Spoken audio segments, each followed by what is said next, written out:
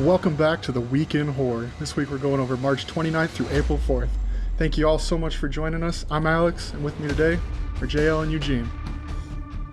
How's it going? What's up, everybody? And today we also have a very special guest. She's the star of Found Wandering Lost, The Tree, and Grave Danger. The insanely talented Christy Corville. How you doing, Christy? Hi. Oh, you're so sweet. Hi, guys. How are you? Fantastic. Doing good, doing good. Yeah, fantastic. We are recording from isolation. Yes. Recording from the quarantine. I as well. Doctor ordered quarantine even. Ooh. I could be infected, y'all. Contact with the disease. Right. Take her out. I never thought I would live to hear the words come out of the news anchor's mouth. Avoid contact with the infected. Right? I want that on loop. I'm so scared, but also super excited. Next, it's going to be, and the best way to dispose of them is to remove the head or destroy the brain. I will repeat that. That's not frightening. We joke about it, but who knows? It could be right around the corner. Exactly. And I get that look from my coworkers. I will say, "Uh-oh, Corona zombies," and they all like, "What? What? No, it's a joke." I hope. You have to understand. You have to get Liz, kill Phil, and then head to the Winchester. The Winchester's But closed. the Winchester's closed. It They closed. closed the Winchester down. Where the hell are we going to wait for all this to blow over now? Not Well, hey, my we're house. coming at you from all over the country here. Christy, It is you're up wild, in we are. KC, right? Yes. And then you got Eugene and JL are down in the Dallas area, and I took a plane, Yep. which was unbelievably creepy today. Getting in the airport, and there's nobody there. We had like maybe 20 people on the plane that I was on. We were all in our own row, spaced like 3 rows apart. It was eerie, and I flew up to Minneapolis where they're going on lockdown here on Friday, and Kind of puts the opening scene of 28 Days Later in a new perspective. seriously, and it's all Yeah. gloomy and Kidding. rain. It's dude. Hello. That's I think I sent you guys that picture or the meme of Yes. that opening scene where he's standing on the bridge and it's like mosquitoes come out of hibernation. Like, where are all the fucking people? What's going Like on? mosquitoes are like, hello. Can you imagine though, Anybody? like with all this going down, the mosquitoes starting to come out and stuff? It's gonna this is all gonna have such a huge impact on the whole world. Oh my gosh, have you Yeah, seen the photos and the videos of all the animals that are like now wandering into town, like the deer in Japan and the dolphins in Italy?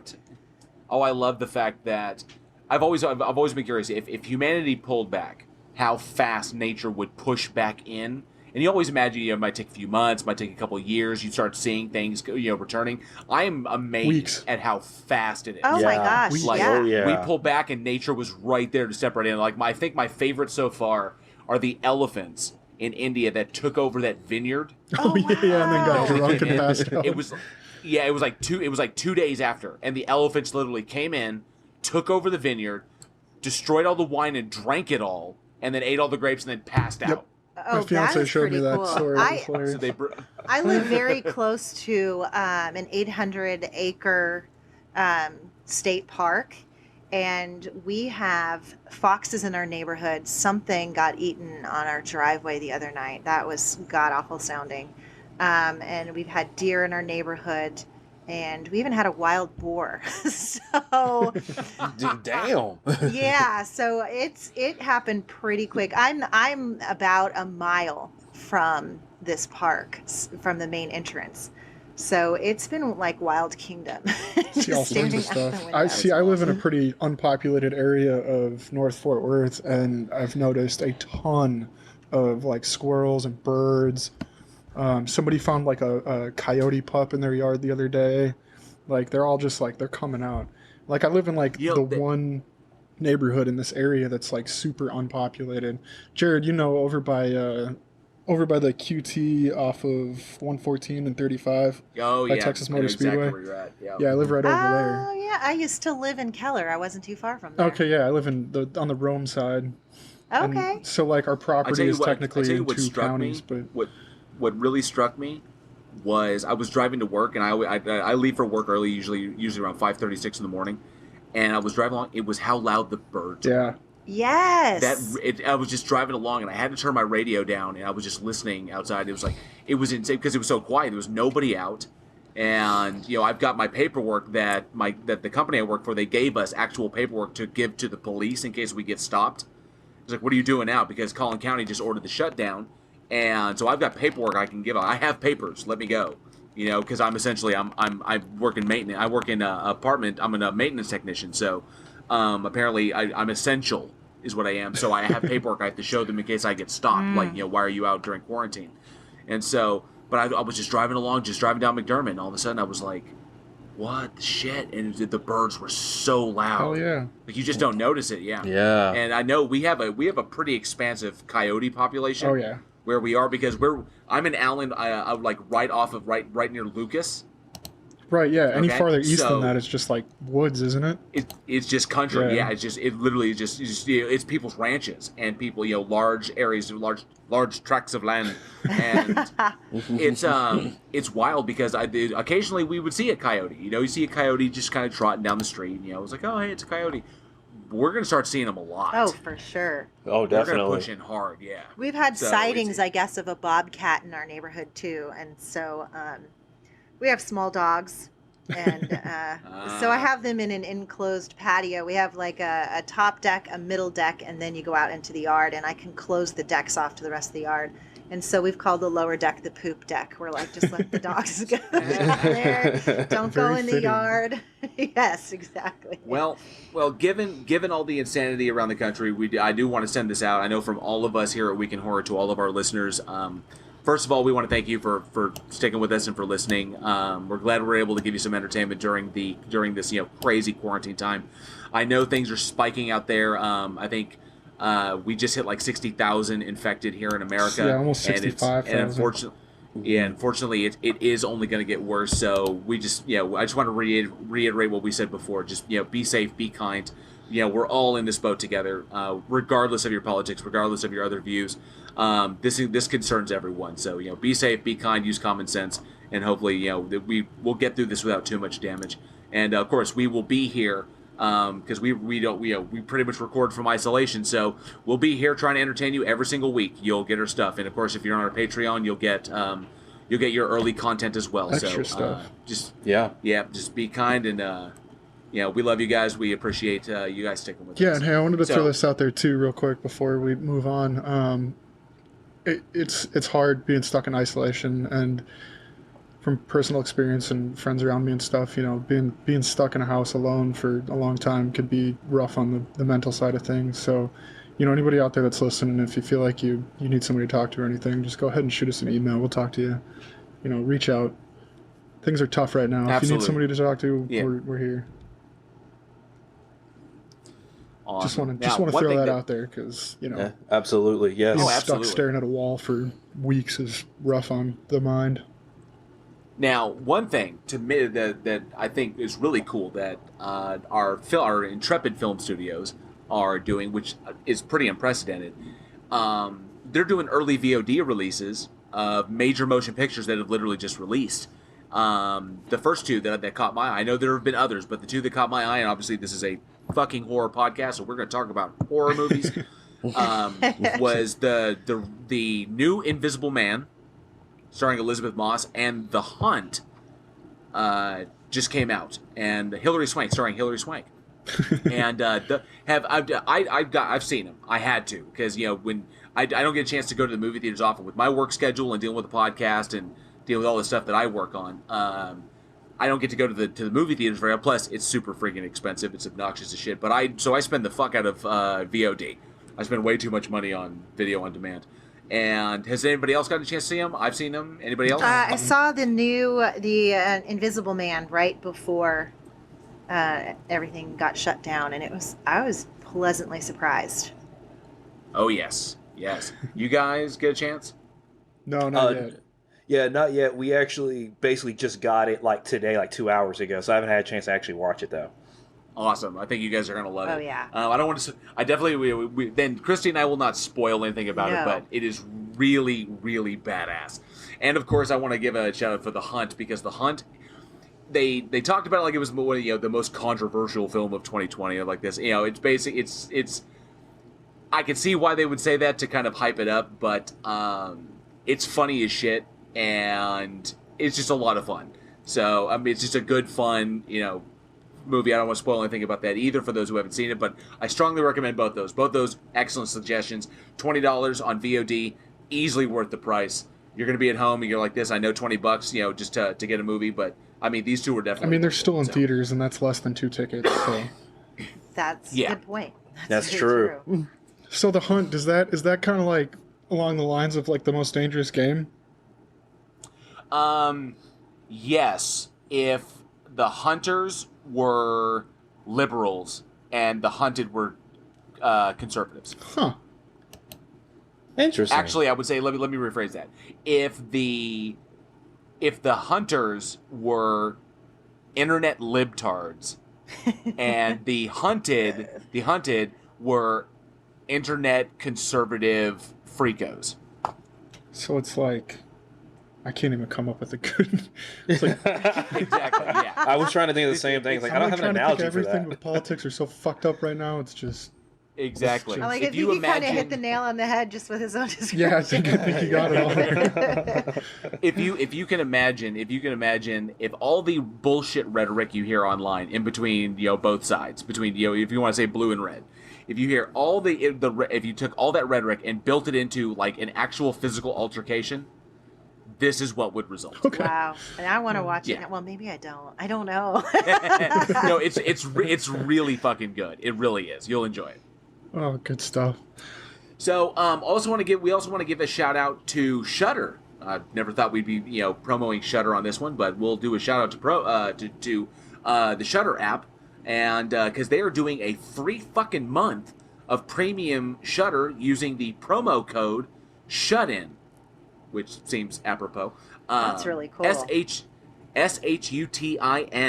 Put in that promo code, get 1 free month of premium Shudder to get you through this quarantine. And there's actually some good shit on there. There really is. There's been some good stuff. The first thing that popped up when I went on there was Mandy, and I was like, okay, fine, I'll watch that. I'm sold right off the bat. The new Creep Show, I think, is on there Creep as well. Show's on there, yeah. No, they got a lot of good stuff on there right now. So, yeah, definitely, if you love horror movies and you haven't heard about it, use that free promo code, SHUTIN, SHUTIN, for 1 free month of premium Shudder, and then just binge watch that shit until the coronavirus zombies come. You might as well if you're going to be home. That promo code was tested at the time of recording, so if they shut it down before this gets released, sorry, but definitely try it out. That was tested and proven, so. Yeah, I come home today after work, and Angela's sitting on the couch watching Walking Dead as preparation. All right. With all the craziness that's going on, maybe we should head towards some structure here. And JL, why don't you start us off with our first movie of the week? Yes.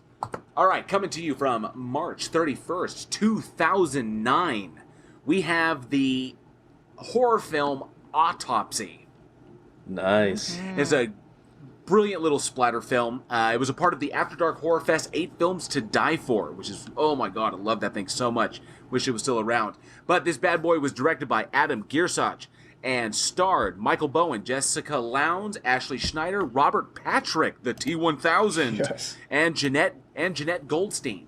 So and it was written by Adam Giersach, the director, and Jace Anderson and E.L. Katz. So a really, really trippy little film. Starts off pretty simple. Group of teens are in a car accident. They call for help, and then all of a sudden this ambulance shows up and carts everybody off to this hospital in the middle of nowhere. Creepy hospital where they seem to be the only people there. Where they suddenly, very quickly, very gorily discover that there is a mad doctor on the premises. And he is doing mad things to his patients. And of course, the bloodbath ensues. Lot of gore and blood in this one. But a very, very decently built film. If you haven't seen it, definitely check it out. I know, Christy, you got a chance to check it out, didn't you? I did get a chance to check it out.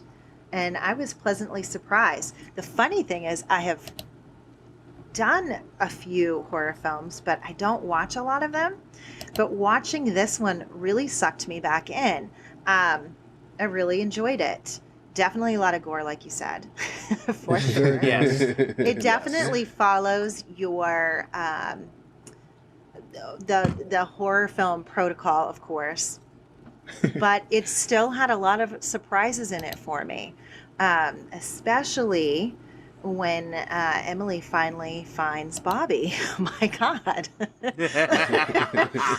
Oh, yes. Wait a second. Holy shit. I'm not going to lie. I hid behind my pillow a couple of times during this, expecting things to jump out when they didn't. And so then I lowered the pillow and then And then they jump out. Exactly. So even though it followed your typical horror film protocol, it definitely left some good surprises there.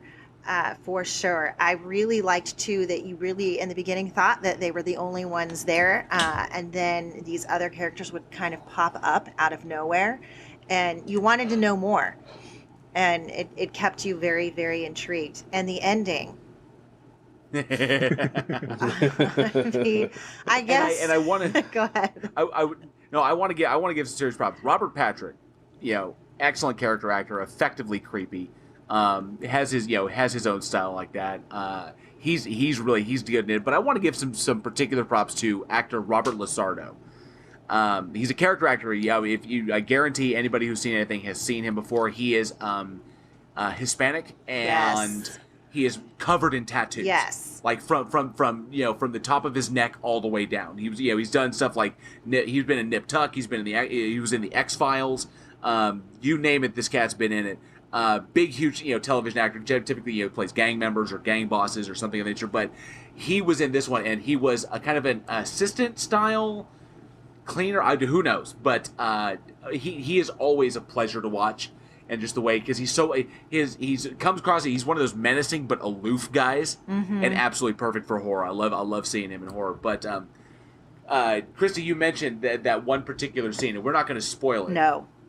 Not the particulars of that, but this movie had some insane set pieces. Oh yeah. And from a technical standpoint, from a shooting standpoint, I have to say, for any filmmakers out there, one thing that's really, really cool about the hospital setting, and I believe that they did shoot this in an actual, not a condemned, but an abandoned hospital. It wasn't in use anymore, so they pretty much went in, the crew went in there, cleaned the whole thing up.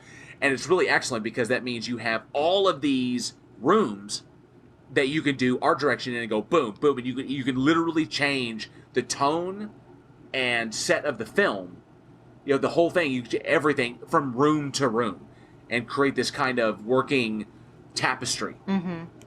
Okay, which I know, Eugene, you having recently worked on, you having done your short film that's coming up, you have some experience in that. I know that. Oh yeah, first of all, hospitals are killer locations. Those hospitals are one of the hardest locations to get for films. That's why you don't see a lot of small budget indie films shot in hospitals, because it's like you have to know somebody who's high ranking there that can hook you up, or get to some place like this where it's like run down or about to be closed down or something like that. And that's why even in a lot of films, when you see a hospital scene, a lot of times it's not actually a hospital, it's in a studio, or they'll take a bedroom or garage and turn it into a hospital. So the fact they're able to get in a hospital, like, half your art direction's already done. And I'll tell you right now, as a horror film director, you give me a hospital, I can make an entire feature film in a hospital. Like, easily. Fuck yeah. I mean, badass. And what they're able to do from room to room, and the fact that we're able to get body parts, and it had to throw blood on the walls and all this other kind of stuff to really dive into it. That's awesome. It's got to be sweet when you know as a filmmaker you can run up in there and you could just wreck your set and just do all kinds of insane shit, and you can get away with it. That's got to be a lot of fun. For the projects I've worked on, we've always got to be really careful, and we got to clean shit up, and we got to be like, oh no, you don't want them getting mad at us. I'd love to be able to shoot in a location where the owner's just like, fuck it, this place is gonna be torn down in 10 months. Just fuck this place up, man. I don't give a goddamn. Go crazy with the blood, body parts, just flow and throw it everywhere. When they come to tear this motherfucker down, we want them freaking out when this whole place goes, what happened in here? All right, JL, go mark all the load-bearing walls. We won't knock those ones down. But I have to say, when the first time I saw this one, it was part of the After Dark Horror Fest. The first time I saw the one, and I don't want to spoil what it is, but I kind of want to get everybody's takeaway. That last when she finds Bobby, that last set scene. It was nuts. Just yeah. Just first impression. Chrissy, it was nuts. Guys, what did you think? That was insane. Like I don't want to give it away. It's like it's one of those moments where it's like you're thinking the whole movie one thing, and then you get to the end of the movie and you're like, "Well, fuck me, right?" Right, it's not what I expected at all. I didn't even know how to process what I was seeing. I'm like, holy shit. And they give you a good camera work around that. Like the camera work is like, oh yeah, you get to see every angle. Yeah, this is really, really good. Oh yeah, they wanted to make sure you didn't miss anything. I think that's the beauty of the After Dark Horror Fest. So much it just gave these opportunities to get some really, really cool indie shit. Yeah.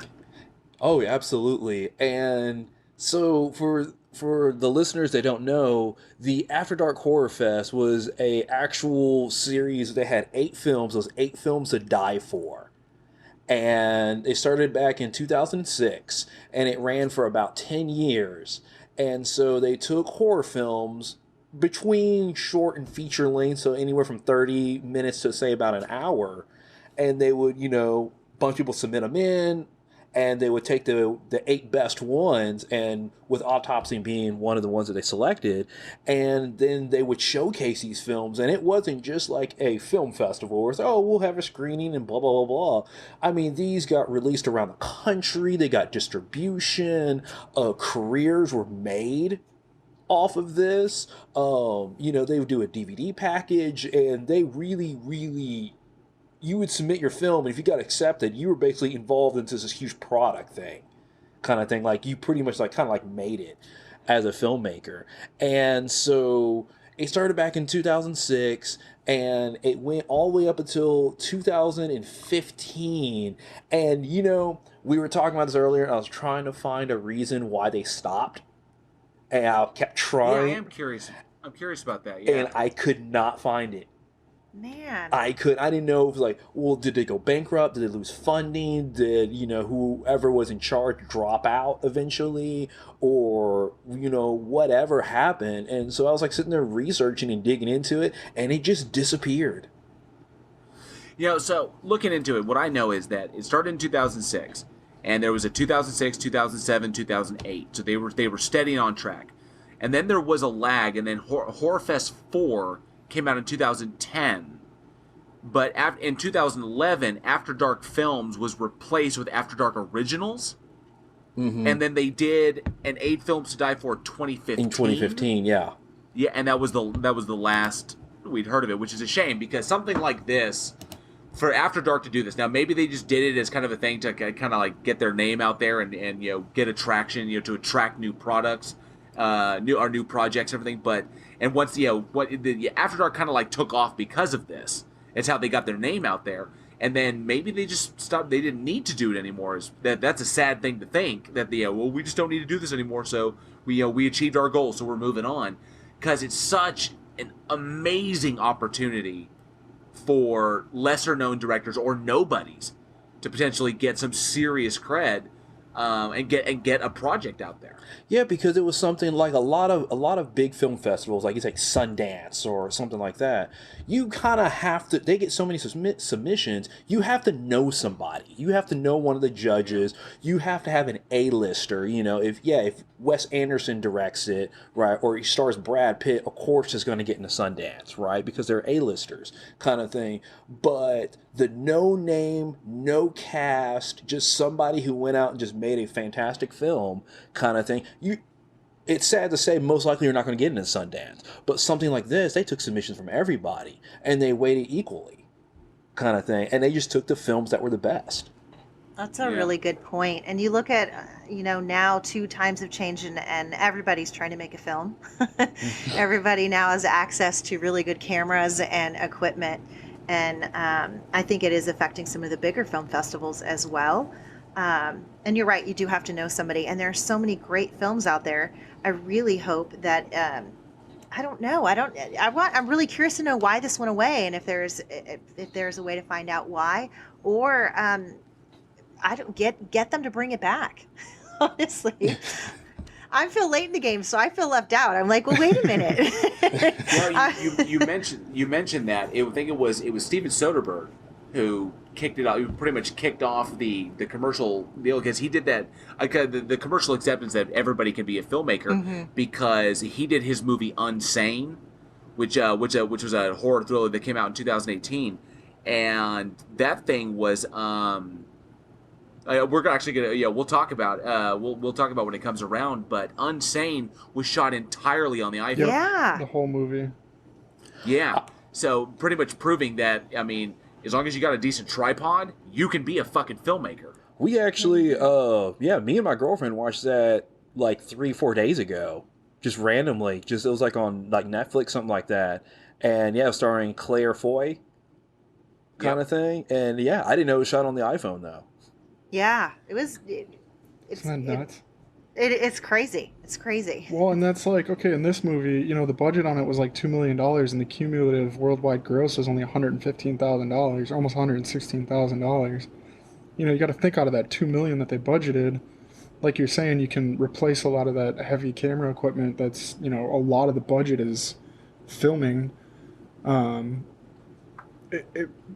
You can take a lot of that away now. And so these people, that don't have a whole shitload of money can take an iPhone and some good audio equipment and go and shoot a professional looking film, and some stuff that these lower budget films didn't have, like the super high def cameras and stuff back in, this was even pretty recent, back in 2009. But now that we've got like these iPhone 10s that can shoot pro movies, I think we'll see a lot more. See, like a lot of the indie films and stuff, like, they don't go big because, poor quality, great story, good cast, the acting's great, but like the shots aren't fantastic. And so people are like, oh, well, it looks cheesy because it's on a crappy camera. But now you got these people that can just take their iPhone and go shoot an entire movie for a fraction of what it would have cost before. I think we'll start seeing some good stuff and, good quality stuff. And like you said, should they bring it back? I think a lot of it had to do with money. From the research I was looking at, was they weren't making enough off of it. And I think, with these filmmakers that can take this smaller budget and work with it. I think the sound equipment too that they have access to now, or anybody has access to now, because I don't know about you guys, but bad sound, like sound can break or make a film for me.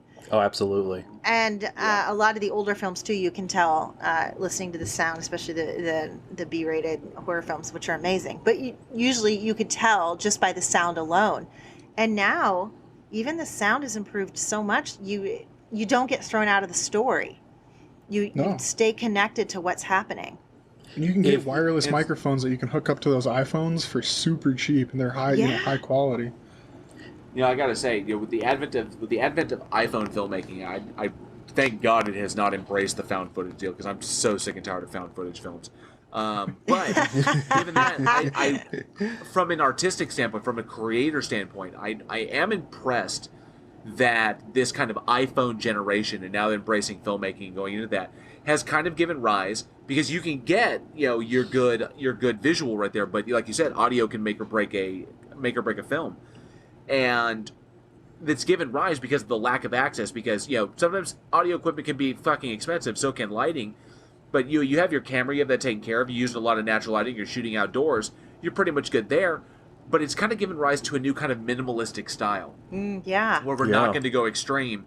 And I like that that's opened up that door, that we've gone that, just by virtue of, where some would say the lack of a budget can hinder you, we've got some really creative people out there, and you can catch their shit on YouTube all over the place, who are shooting some really solid stuff using simple things like an iPhone XS or something, or an iPhone 11 or whatever fucking new one is out right now.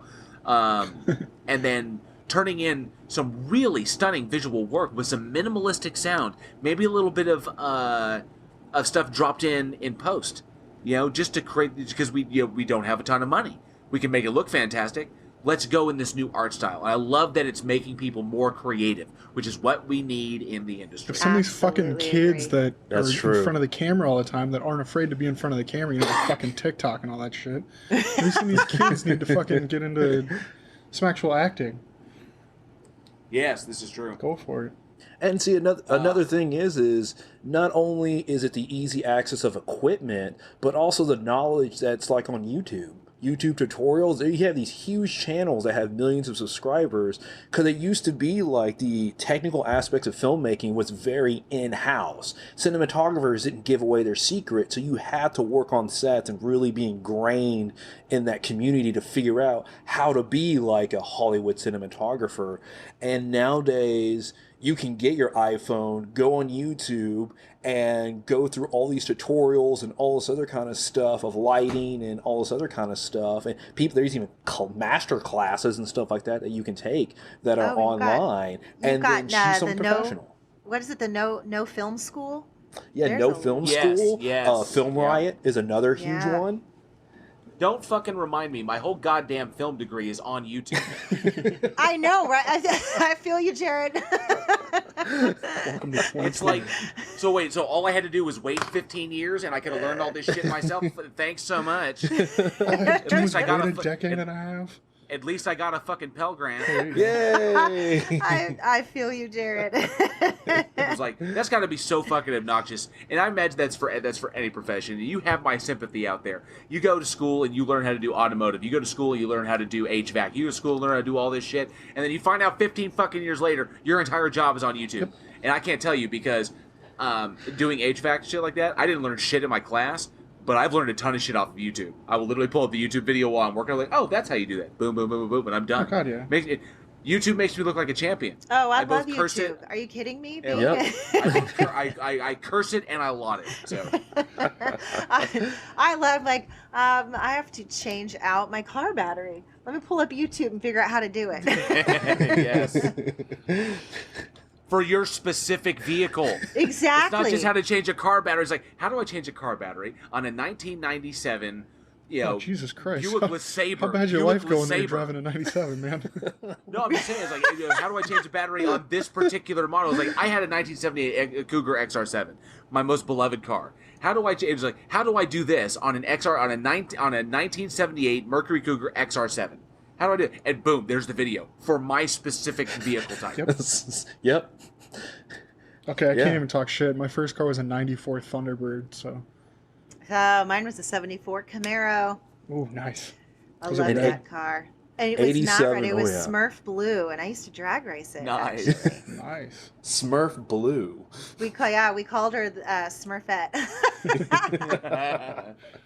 Eugene, what was your first? It was an 87 Grand Am that was a Frankenstein of a bunch of Grand Ams melded together.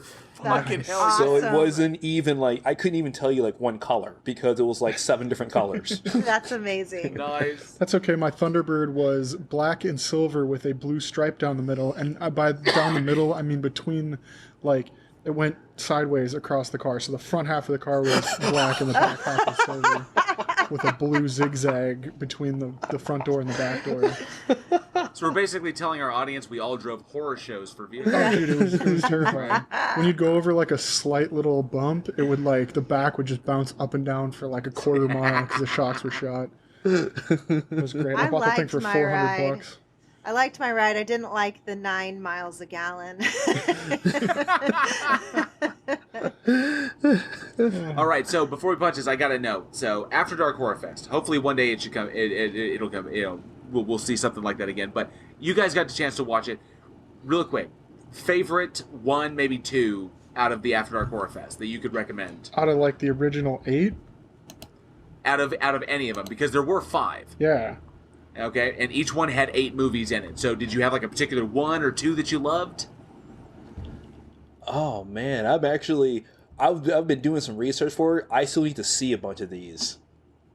Like, I want to check a lot of these out. There is like a ton of them. I think one of the only other ones that I ever saw was actually Bastard. That our good friend Rebecca Kennedy was in. Yeah, and so that's after we talked to her. That was like, I had seen that one recently. I couldn't even tell you. I know there was a werewolf movie, and I think it was in the first 8, the 8 Films to Die For, the first one. I can't remember what the name of it was. There was a werewolf movie though. Well, I've seen them all. So Of course you have. I will recommend out of all of them. There are some bad ones. There are some bad ones. There are some good ones. But the two that I'd say that there are two and equally tied. They were both in After Dark 2, After Dark Horrorfest 2. Came out in 2007, and the first one is The Deaths of Ian Stone. Okay. Strongly recommend that one. Very, very cool. And Mulberry Street, which was sort of a zombie film, but not really a zombie film. But Mulberry Street and The Deaths of Ian Stone, I strongly recommend. There's a bunch of good ones. I mean, so many that I could mention. But those are two of my absolute favorites from the second one. But of course, 3 had good ones. Autopsy, that we just talked about, was in After Dark Horrorfest 3. Oh, you know what was in there? The Butterfly Effect 3. I saw Yes, that. that I was saw in that there. was on there. And I'm sorry, I had to look it up because I don't know what all the movies that were in it. The 2006 Penny Dreadful was in that. That was a good one too. That was also a That good was a one. really good A thing. really gross one, a really nasty one based off an actual Australian legend, was Dying Breed. And Dying Breed was in also in After Dark 3. That was a gross one because it's about cannibals and inbreeding and shit. And Gross. in the Australian outback, it's a grody one and seriously Yikes. Gross. But there's so many good ones in this. I think I got to screen when I was doing journalism and I was doing press access for Texas Frightmare Weekend. I got to screen Dread, and I think Dread was in 2 or 3, maybe it was in 4. After Dark 4? Yeah, Dread. I actually screened Dread and the final. I got to do those two. So I got to see both those at Texas Frightmare Weekend when they came out back in 2010. So, but yeah, a lot of really cool shit in there. Yeah, those are good ones. I mean, I'm going through them right now. Wicked Little Things. That was another one that was really good. Oh yes, and God, I didn't realize how many of these were actually in the. why'd you have to say that? I have kind of a sophomore crush on Scout Taylor Conley. Oh yeah. She's just so cute, and she does horror really well. I really liked her in Rob Zombie's Halloween remake. She's good I really at did. she's good at playing those kind of creepy roles. That's good stuff though. Yeah, so the Horror Fest. After Dark Horror Fest. I mean with all the like we were talking about, the new technology and people being able to get out there and get their name out there on a lower budget, not $2 million and then you gross $115,000 and kind of flop. Even though Autopsy was a great movie, it just, it didn't play well. So I mean, that's a question for the audience. Should they bring back the Horror Fest? How many people would be interested in this? Is this something that, maybe a film director or an amateur and indie director that does horror that might want to get into something like this? Do you think it could be brought back? Let us know, because who knows? Get enough people to, hey, this is a good idea. Maybe something could kick off from it. You have a whole new generation too of filmmakers that are just now starting to watch some of these older films too. I feel like they should almost reboot and re-release these films under the After Dark festival name and see what happens, and you have a whole new audience. For sure. And now that these true. kids have actually seen, not to use this whole pandemic thing, but now that these kids have been around something scary, I have an 8-year-old daughter and a 6-year-old and a 2-year-old, almost 3-year-old. These kids are going to remember this from now until forever. It's I was in 6th grade when 9/11 happened. I'll never forget that day, that time, and I've got these kids that are, old enough to understand what's going on. And so now that they've actually seen some scary shit, because I know after my generation, it was super easy living for everybody. There was feels no, like it, right? there was no major, we had 9/11, we had when we started the war in Afghanistan and stuff. Well, I mean, that's always been kind of going on, but you know what I mean? Fallujah, and when we really started getting the Iraq war and stuff, we saw a lot of shit, and then it kind of just disappeared for a while. But nothing that directly hit home. This is hitting everybody. Yeah, and this is hitting right this is here. hitting households, so children are aware and are know what's going on, and the idea of being sick and not going to school and seeing their friends.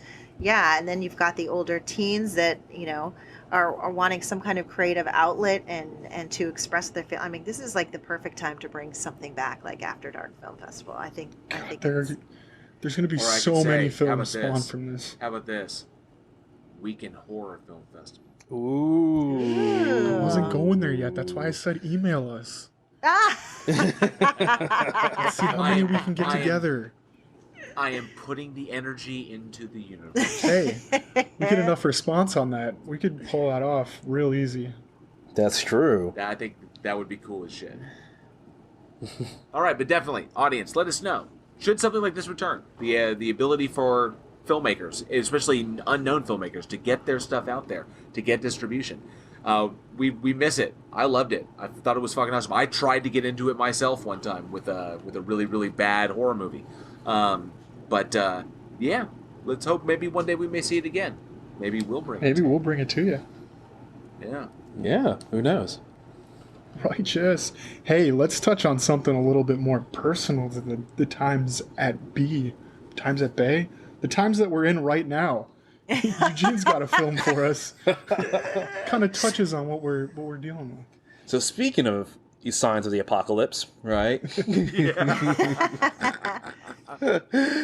So this came out. You know, my neighbors don't like it when I go down the road at 7 o'clock in the morning with a bell saying, "Bring out your dead." But, you know, I thought it was I think it's funny. Oh man, I'm getting Too better. too soon, maybe. Too soon. No. I feel like I can go for a walk. My plague mask is finally back in style. My neighbors really hate it when I'm out at 7 in the morning walking down the street with a cart wearing a plague outfit saying, "Bring out Oh your my dead." god. That's amazing. I love it. That's awesome. So this came out April 1st, 1988, right? And it is The Seventh Sign, which I actually saw this. I caught it on TV on accident like 15 years ago, kind of thing, just randomly. But it's so it's directed by Carl Schultz, right? And it stars Demi Moore, right? Demi Moore. Demi Moore, right? And it also has Michael Behan, Peter Friedman, and then a Georgian Proknov. I Jurgen love the way- Prochnow. I love the way you do names. It's Michael Bean and Jurgen Prochnow. Thank you very much. It's okay. I would have butchered Chrissy- it too. You nailed Peter Chrissy, Friedman, though. Thank you. Christy, if you listen to us long, if you listen to many of our episodes, that's one of the running gags. Yeah, I'm The running horrible. gags. Eugene can't pronounce names. I'm old as fuck, and Alex, Alex is Alex. I don't know. Alex. I think I'm older than you, Jared. I might be the oldest. on the podcast. Let's not test that. Punches in Chrissy Corville, IMBD. Oh no. IMDb, wow. Jesus. She hit 20. Don't you realize she hit 26 and just fucking stayed there? Hey, Right? good for you.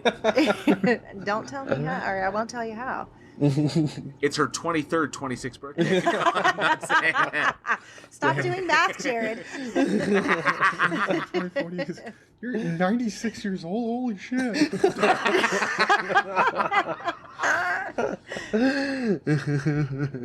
It's Dr. Pepper and cigarettes. It keeps you young. For real. All right, just But yes, a quick rundown of the movie. It's basically you have signs of the apocalypse are happening, like biblical signs, and all this bad stuff starts happening. And Demi Moore plays a pregnant woman who has a baby due February 29th, right?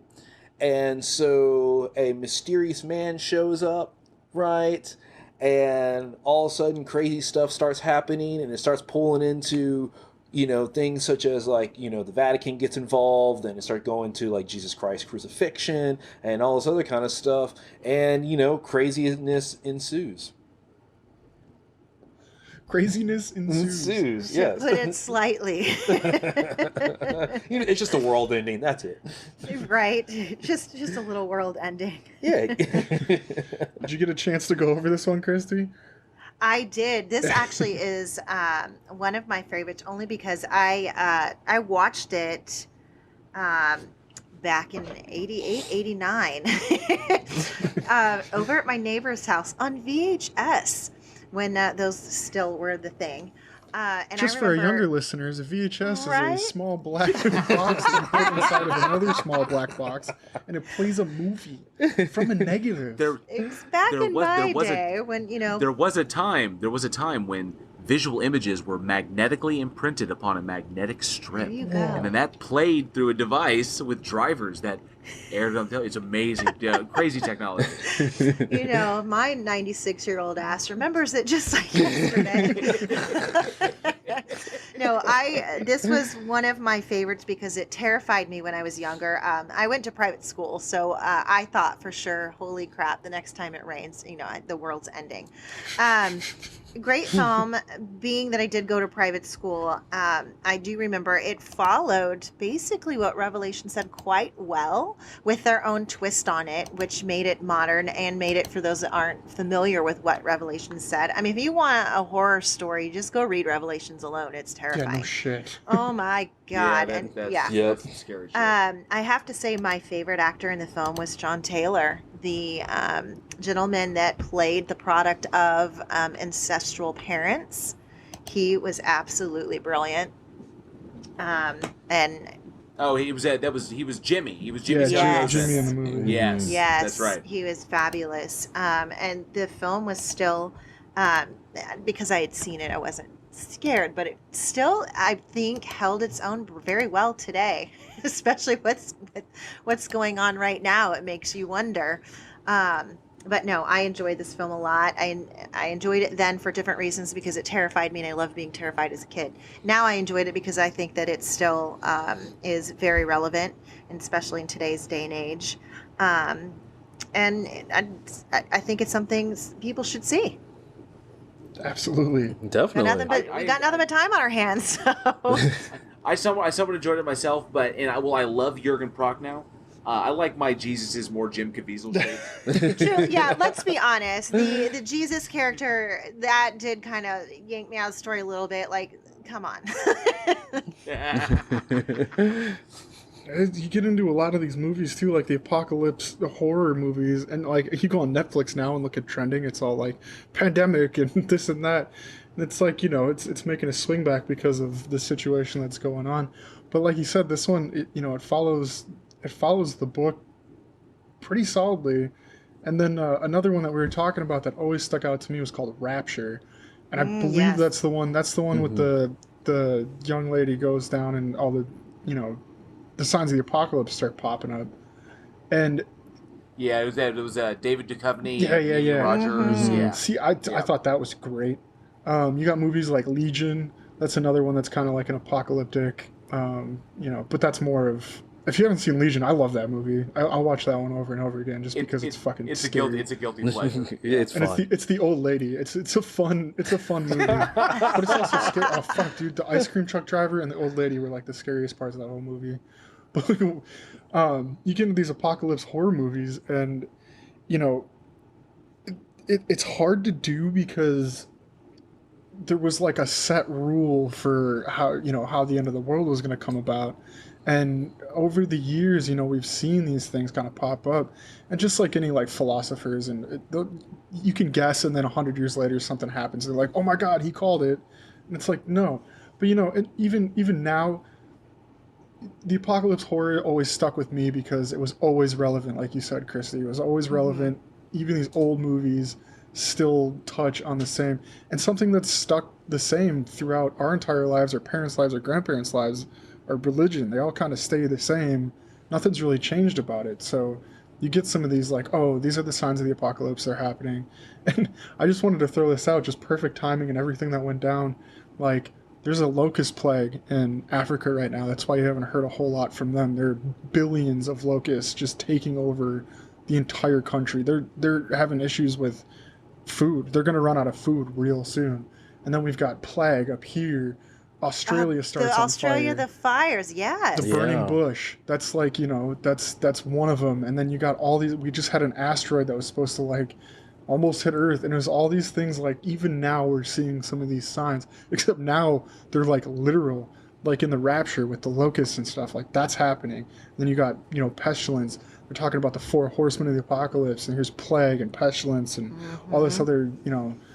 It's just, I think I like those movies because we've seen it happen in real life, but it just progressively has been getting worse. So kind of those scare Y'all better me on, start like, a praying. personal- exactly. It's like, but then at that point, can you do anything? Like, I'm a firstborn son, so that's, you know, that's one of the things in that whole scenario is like the firstborn sons are going to disappear. So if one day you can't get a hold of me, I either did something really stupid or I got raptured as fuck. We'll miss you. I'll put in a good word. I think it goes to say I really, really dig when we're talking about movies from the 60s, from the 70s, from the 80s, when they dealt with apocalypse, you know, the obviously apocalypse being the Greek word for revelation and everything, but it pretty much always centered around religion because that's where you get your most apocalyptic, you know, imagery, stuff, you know, stuff like that. But what I really am enjoying from a horror perspective, fuck, I can't talk right now. Sure, baby. You hitting the quarantine sauce a little bit too hard? Quarantine. What I'm really enjoying is as we have progressed as society, technology has become so much more ingrained in our daily lives. You know, we're virtually cyborgs. Everyone's got a phone stuck in their hand. It's, you know, the only thing is it's just not attached to us. But you might think otherwise. Not but yet. I've just noticed this as technology comes, it opens up science fiction opens up new, or what was science fiction has now become science, and that opens up new territories. So we begin to see, you know, as we progress our knowledge of the universe and our knowledge of reality, we begin to see other personal, you know, or other possible, you know, potential apocalypses. So it's opened the genre to embrace other things. So now we've got, you know, we always had zombie apocalypse, and we had religious apocalypse. Now we can have technology apocalypse. We can, we have nuclear war as well. And I like what science fiction brought to it. It opened the doors, like things like The Terminator, okay, because that dealt around Judgment Day. Yeah. You know, with the nuclear bombs dropped, the Third World War, and then of course you've got movies like Interstellar, one of my absolutely favorite films, like probably top 5 of all time. Love that movie, and focuses on real issues, real apocalypse, world-ending shit. And while that wasn't a horror movie, that's what science fiction has done for us. Science fiction has been able to open up new doors for horror to go into. So we get really, really cool, interesting shit. I just like that it's branched out. And who knows, 10, 20 years from now, we may get even, you know, more genres might be, as we discover more, as we advance ourselves. We may see even more stuff, which I'm really looking forward to. But it is religion that I think works the best as from a horror basis. And some people may, I probably shouldn't say that. I was going to say some people may crucify me for this. But, you know, I honestly, for me, religion has always worked the best as a horror basis, because with nuclear Armageddon, those are bombs, it's tactile, we can see it, we're aware of it, and there it is. With climate change, it's, you know, the science is there, we understand it, where, you know, these are tangible things that occur. Okay, but with religion, because of the subjective nature of it, because of how it's interpreted by the individual, because individual experiences are felt only by the individual. Everybody's got their own take on it, because it's very, very, for lack of a better word, it's very ephemeral, very ethereal, okay? So you can open that up to all kinds of artistic interpretation, and people can feed their own personal fears into it. And, you know, you get the right director, you know, they can fucking run with that shit. Any, you know, major possession deal, or where, like Constantine was a good one, where, you know, you can, you know, that was very, very spectacle, but, you know, they're like The Rapture, there was a real horror to that, even though I think it's pretty much classified as a thriller, as a drama thriller, but there was some horror aspects in that. You're taking her child out to the desert and waiting for this to happen, and it doesn't happen, and losing faith and shit, and, you know, that's some scary shit to some people. That's some real, like, you know, shaking in the fucking pew shit. Yeah, well, and I've always thought religion works the best to generate that kind of response out of an audience. It does, because you're able to combine certain elements that make horror impactful, because right off the bat you have the supernatural element, right? Where things that we can't control scare us. And so you can have your regular ghost movie and all that kind of stuff, and they can be kind of scary. But when you start throwing in, like religion, you still get that supernatural element. But the one big thing about it is, it becomes based off of like truth. It's based off of text that we believe. Regardless of what your personal, religious beliefs may be, we still look at the Bible as kind of an awe. Like, I don't believe in it, but could it happen? Kind of It's thing. just one of those what ifs. Is there something to this? There's a reason this book has been around as long as it has. Exactly. And another thing with religion, especially when it comes with religion apocalypse films, right? One of the biggest common denominators is we're not in control. Because in a nuclear, war or something like that, that's a person who presses the button. Kind of thing, but in a religion apocalypse, we're along for the ride and there's nothing we can do. Without diving super too deep into religion and stuff, like I'll go out there on record and say I'm not a huge religious believer. I've got my belief system and it's not necessarily based around anybody else's ideals, but I feel like a lot of religion, I guess the way that I always looked at it was religion was a place for people who couldn't explain something would go for answers. And whether or not it's real, or if the events that, were in the book were true or, made up, whatever, as long as, it's a belief system and so many people believe in the same thing that it's one of those things where it's like, can you conjure something with an ideal? A lot of things that you see in your life, most things that you see in your life are there because enough people believed in it and it's now there. And so you've got things like religion, and I think it's stuck for so long because people are generally afraid of things that they can't explain. I have my own belief system and I'm not afraid to go outside of the box with that kind of stuff. But when it comes down to it, you've got this religion, and then when something starts going haywire like this, and this is actually something for the listeners. I'm wondering because, and this is I'm not bashing on anybody or anything, but a lot of the look to God posts on Facebook have stopped. I have seen very little religious posts on Facebook since this whole thing started, and I kind of want to know why. Now's the time where people should be churning into that kind of stuff, because this is an unknown thing. Everybody's in it together. It's I think for me, religion is interesting because so many people have the same belief. I have my own separate beliefs, but when you get to Christianity, everybody has this. There was Jesus, he died on the cross for our sins. If you repent, you'll be forgiven. You can go to heaven. You'll go to hell if you don't. And it's just a very set guideline. And then you get to the horror aspect of it, where what happens if, okay, this is real, this turns out to be the thing, that what if is for real. Now what the fuck do you do? Because it's already too late. If you start seeing the signs of the apocalypse, it's already started. You can repent all you want, but everything's been decided. This is where it goes. You're going to hear the trumpets. It's going to be the 7-year war or whatever. Where do you turn to then? When it's all going down, do you feel comfortable? And that's I think where a lot of this is starting to split off. And like I said, I haven't seen a whole lot of posts. I think it's because the people that believe in this stuff and they truly have committed are comfortable with where they're at, And maybe too, I look at it as humanity as a whole. I feel like we've all come together. I feel like too, with the political arena in present day, a religion gets thrown around and used in that a lot, and used incorrectly.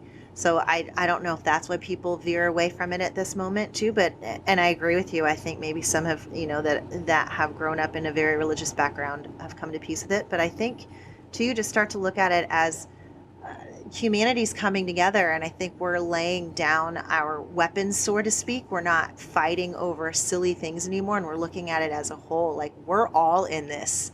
It doesn't matter what you believe, where you're from, what's going on. This is affecting the entire fucking world. I'm glad you said that. Yes. Yeah. the common enemy has arrived. That's Yeah. what. See, I Yeah. got real. At the only point in time that I got nervous about this whole situation going on right now in the world is it's been quiet, and that's Yeah. where it's like, okay, is it quiet because everybody finally realized that we were just all being assholes and maybe need to just take a fucking step back, or is it quiet before the storm? So I mean, And then you could get a little like spiritual with it and go, was this God or the above entity or universe or telling us like we need to calm the fuck down? is this a test? Like, Yeah. hey, we need to calm down and really wanna look keep at doing what's this. important. Yeah.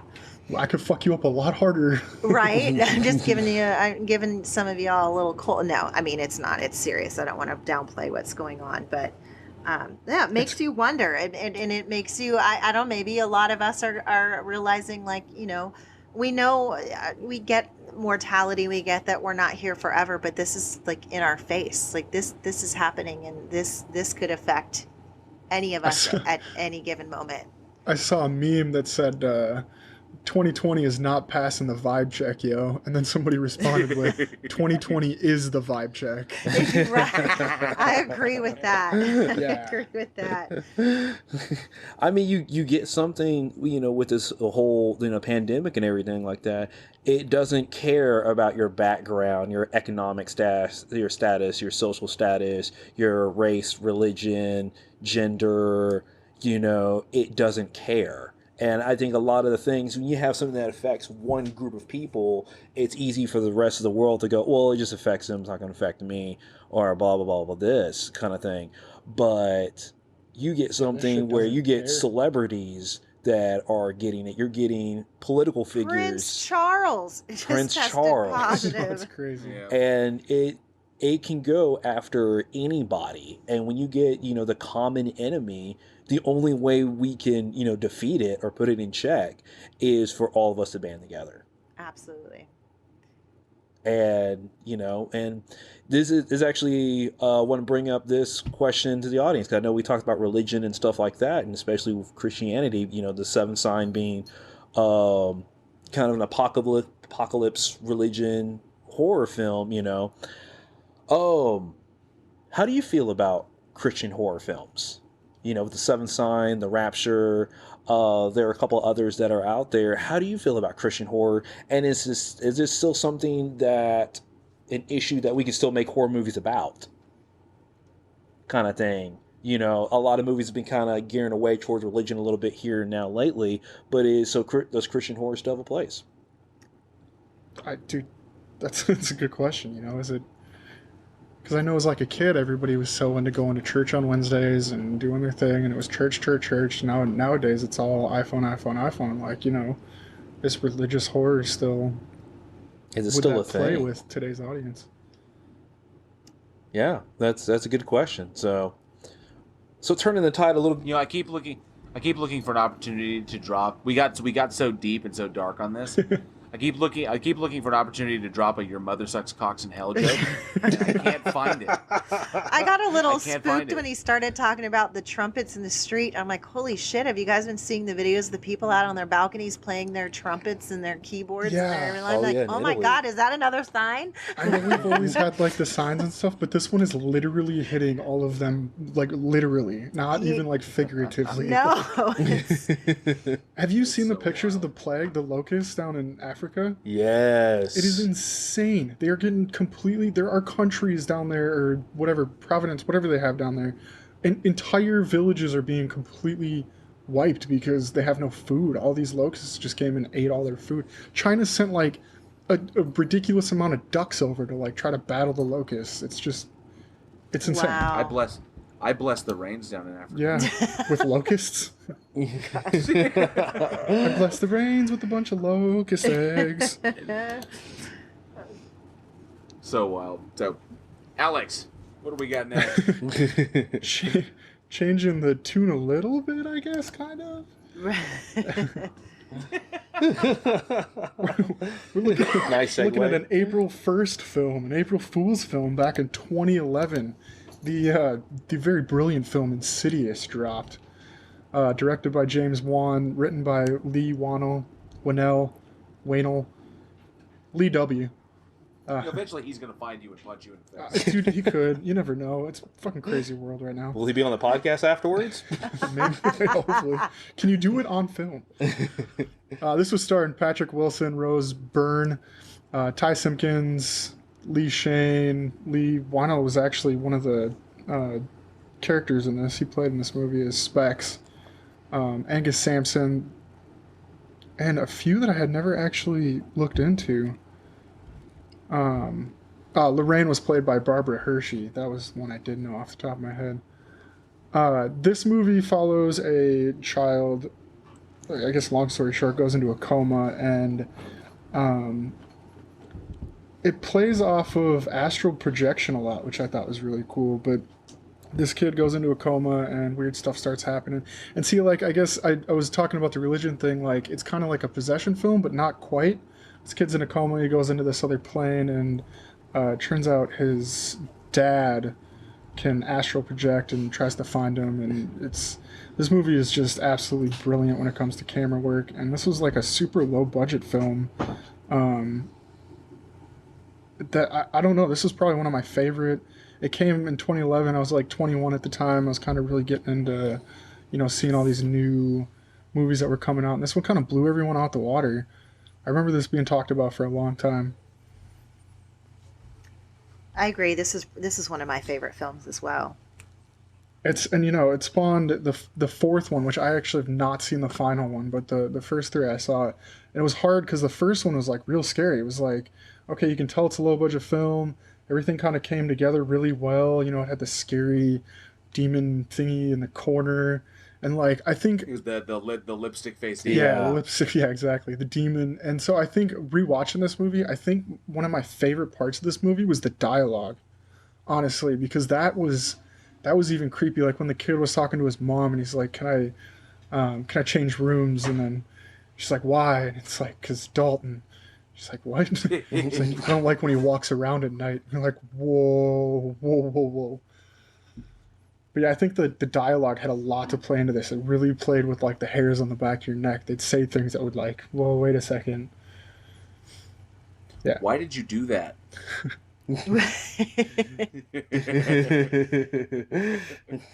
And one thing about this movie is, like, a lot of times when you have the supernatural and they have like the jump scares, when you get to the end, it's like, oh, there's the main villain, and then the villain's there, and they have the battle and all this other kind of stuff, and then the movie ends. And you're like, oh, okay, the last 15 minutes, well, whatever, you're fine, you watch the battle climax and everything. This movie is so tense and relentless. You're like, there he is, now he's gone. Now another jump scare. Okay, the final battle. Now he's gone again. Oh, where'd he go? Fuck.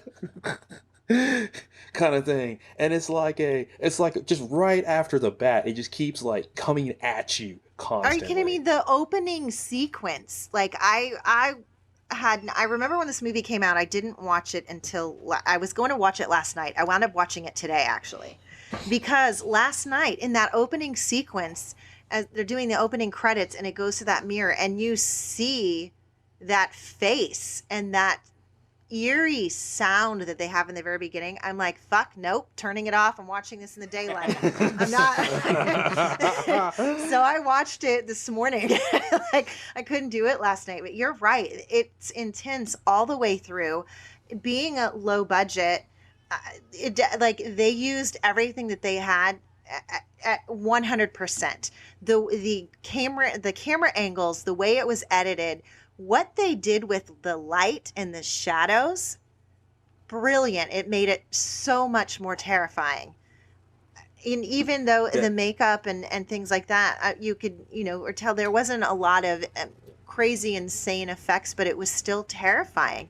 I mean, and yeah, all the way around for a low budget, this thing, they used everything they possibly could to make it absolutely terrifying. Hell yeah. Oh, definitely. This is Insidious. The Insidious franchise being one of the ones that really put Blumhouse on the map. Just being one of their earliest big hits. But the killer thing on this, you had James Wan behind the wheel, and James Wan would directed. He was the co-creator of the Saw franchise, working with light and shadow, and his cinematography skills, his ability to direct horror is just phenomenal. So you had him behind the wheel, and then you've got the talent in front of the camera. I'm particularly, I love Patrick Wilson, I love Rose Byrne. They're fantastic actors.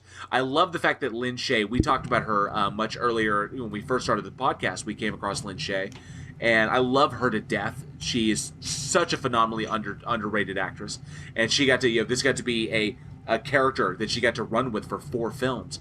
And you have all of this coming together on such a, you mentioned it, and such an infinitesimally small budget. I think the budget on this bad boy was $1.5 million.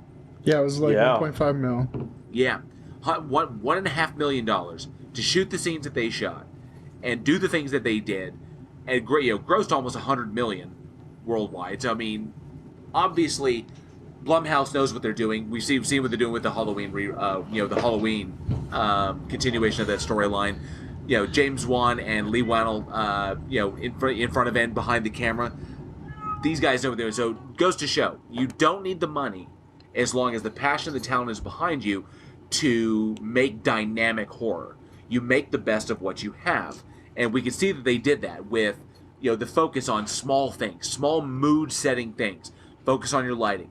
Focus on your sound. Focus on your camera angles. I love the camera work in Insidious. It is so sharp. Yes. Mm-hmm. Guys who really knew these guys who cut their teeth on some really serious horror films. Before they got into this one, then we can start going into more atmospheric, more moody shit. Especially, you see the real breadth of their work when they start moving in between. I think in the movie they called it the other. The furthers. Yeah, the further. That's it. When they start going into the astral realm, they start going in and they start encountering the different denizens that live, the different spirits that live there that are trying to jump in and possess the little boy. And then they start going into the different, each one has their own kind of atmosphere. Yes. Okay? Mm-hmm. And the cinematography on that just blew me the fuck away. Yeah, and what helps is being able to get the most out of your budget on it. And one of my favorite quotes from Christopher Nolan is, hide your budget. That no one should ever look at your film and go, clearly they could not afford to do that. And you never get a sense of that with this film, because when you look at it, it's primarily 2 locations. It's 2 houses. It really is. Yeah. And you get that, they move into that first house and they're there for a while. You get creepy stuff and you end up going to the second house. But being able to then go back to that house when they go into the further, that alternate dimension, because now the house has a different feel of it. Now you have, it's kind of like a light fog that was there. Especially with the lighting, a lot of it was lit by just a lamp that he was holding, kind of thing. And that freaking that gas lamp, that old lamp. Yeah, the old yes. school lamp. Oh, yes, so perfect. And that way, we reveal it from his perspective, kind of thing, because he walks in the living room and he sees like the creepy ghost sitting on the couch and everything. And I'm like looking behind me right now. But I mean, it just, now instead of doing your regular traditional lighting and stuff like, what we call practical lights you see on camera, like lamps and stuff like that, when they're living in it, now this time you get that, that blue lamp has this nice blue tint to it. It's a misty, or kind of a foggy kind of tint. It changes, yeah, you're right. It changes the entire mood. That scene where they're walking through all of these entities that are now trying to get to them. I mean, you can only see just beyond their light, and you have no idea what's out there. You're like, there could be hundreds, but obviously, budget-wise, that's not the case. But the way they shot that with that light and the dark shadows, just leaving it open for your own interpretation, made it even more terrifying. Oh, the dancing boy still gives me chills. It really does. And I think they adhered to, and to give them the credit that's due, they kind of adhered to the James Cameron, the early James Cameron mentality, is practical effects. Mm-hmm. Yep. Do everything you can in camera. Is the whole was the whole deal. That's part of what I attribute to the success of both Terminator and Aliens, especially Aliens, is everything in that sequel was done in camera. There was there were no effects done post in that thing. Everything was done with either miniatures or miniatures with matte backdrops or people in suits or animatronics on fucking cranes and shit. That's how you do that. You do everything in camera, and that keeps your budget down. You may spend a bit on the the production as far as making this stuff, but you're going to save it on the back end because that's where you. Sure. I mean, Yeah. First you pay your talent, and then you wonder how much money you've got for post. no, fix it in post. Fix it in post. Exactly. And as long as you can shoot everything up front, especially digital now. We can shoot as much as we want. It's just a matter of going through it on the back end. But you want to save that money. You want to nail everything in post. That way you just go to the things that you want in the editing suite and you just knock it the fuck out. And that was one thing I think, just like in the Saw films, Wan and Wannell were able to do that so successfully and capture everything like right there in the screen. With what you see on camera is what is fucking happening on that set. God, see, and I loved what Wan did with this. Did you know this movie was actually only shot in 3 weeks? They finished it in 3 I didn't weeks. know that. Oh my god. Yeah, they finished the whole 21 thing in days. 3 weeks. And so, and then after, because I know Chapter 2 came out 2 years after that, but Saw had been going on for a while, and James Wan. So I was doing some research on this film, just poking around, and so at about a half an hour into the movie in the classroom, there's a drawing of Billy the Puppet, who was in Saw, and there was a number 8 underneath the puppet on the chalkboard, and it was supposed to be a nod towards the 8th movie coming out of Saw, and just him throwing that in there, and then stuff okay, so Insidious, James Wan, the whole Conjuring thing, this was not a part of the Conjuring universe, but then you've got what's his face that played Josh in the movie, Patrick Wilson, would go on to play Ed Warren, and Josh's mother in the movie was named Lorraine, and so Patrick Wilson went on to play Ed Warren, who was the husband of Lorraine Warren in The Conjuring that came out a couple of years after that. So him just playing around with all these movies that he's done, he's got this whole universe, the Conjuring universe that's taken off, and then you've got the Saw movies, and then you've also got this, and he kind of puts little hints in all of the movies to the other movies, when they were going to come out, or plot lines and stuff. Now we've got a whole new universe because the Conjuring films are linked to the Insidious films, which are linked to the Annabelle film. The Conjuring films did not get linked to the Insidious films directly, and I don't think that connection was actually even made until the third or the last movie. But I'm pretty sure that everything is running in the same universe. Well, it's called the Conjuring universe. Okay, just to be fair, the reading that I was doing, it said that they were not. Insidious was outside of the Conjuring universe. Well, it's they weren't intending to make a universe kind of thing right off the bat, but it's all of a sudden you get Patrick Wilson that crosses over, and then he's well, what if we start kind of dropping little nuggets and little hints here, and then they eventually ended up together. I don't think they went in with Insidious or The Conjuring and being oh, we're going to start a new horror, universe. Oh, yeah. No. I think The Conjuring came out 2 years after. It accidentally turned into the horror MCU. Yeah. Yeah. And so then, you got stuff I think the Nun is even part of the Nun, the Conjuring as well. universe. So is the Crooked Man as well. Yeah. Oh man. Yeah, so just the way that he plays around with that, because Insidious, I think Insidious came out 2 years before The Conjuring did. Yeah. And then so the way that he kind of formed all that stuff to kind of run into each other, I think we could probably see some stuff coming out of that. Oh, Still, absolutely. Even to this day. I mean, I guess that brings up a question for the audience. The direction of this franchise, the Insidious, they did what was it? What was the last one called? The Final Key. Yeah, The Final Key. And technically, The Final Key was the second prequel to the first. Right. The last so they one that went came back out. after they started the whole universe. So I mean, wrapping this all together, you've got the Marvel universe and the DC and all these superheroes and stuff. What about the horror side of it? I think we could, coming from I hadn't seen The Last Key, but from the third movie, the prequel, I guess, and and then watching The Conjuring, Conjuring 2, and Annabelle, and all that stuff, I think this could tie into probably a whole slew of new horror films in this specific universe, bringing more in. Bring on the Amityville horror. Seriously. Bring it in, and hey, bring it up. Like, bring it up to date. Bring it all the way up to date. So I don't know. That's a question for the audience. Do you think they should keep this franchise running in a direction, or should they close it off as soon as possible?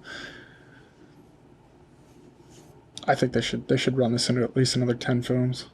I would see 10 more films. So I mean, okay, so does the Paranormal Activity, does that tie in at all? No, it's different people. No, that's different. Different universe? Yeah. Okay.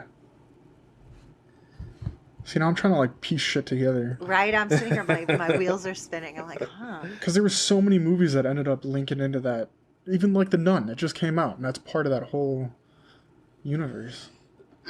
What movie did we just go over last week? The one with Dead Silence.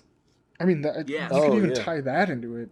I was going to mention because Billy the Puppet is in Dead Silence as well. Yeah, see, that even ties into it. It all goes back. It's all together. Mm-hmm. Fuck yeah. Let's get it going. James Wan, where you at? We just want to talk. We just want to talk. We just want to throw some ideas out there. Cuts That's over it. to James.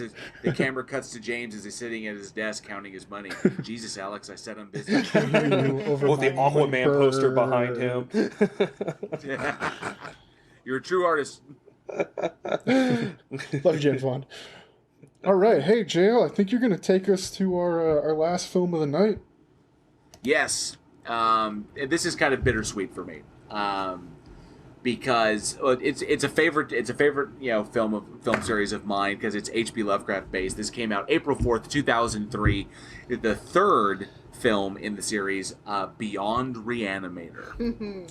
Reanimator, Beyond Re-Animator. It's absolutely, I freaking love this film. The third in the and final installment in the Re-Animator film series, directed by Brian Yuzna, and the screenplay by Jose Manuel Gomez, and starring the legend Jeffrey Combs as Dr. Herbert West, Yes. Tommy Dean Mussett, Jason Barry, Barbara Eloretta, and Elsa Pataki. And in this third installment of the franchise, of the H.P. Lovecraft inspired, or actually it's based on H.P. Lovecraft's Herbert West Re-Animator story.